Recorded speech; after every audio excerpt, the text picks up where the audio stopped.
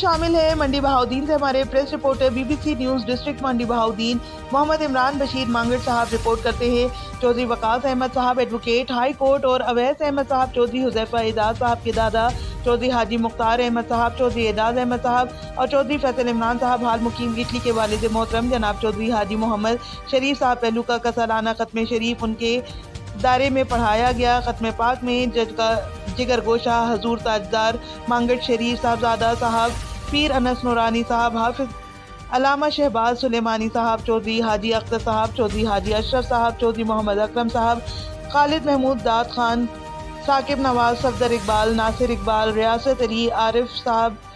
हस्ताद साहब अशरफ नंबरदार खालिद लाली और बहुत सारे दोस्तों ने शिरकत की। आखिर में जिगर कोशा हजूर दाजदार मांगड़ शरीफ साहबजाद पीर अमार सईद हसनात रिजवी आसाना आलिया मांगड़ शरीफ ने दुआ फरमाई। अल्लाह ताला चौधरी हाजी मोहम्मद शरीफ साहब को जन्नतुल फिरदौस में आला मुकाम अता फरमाए, आमीन।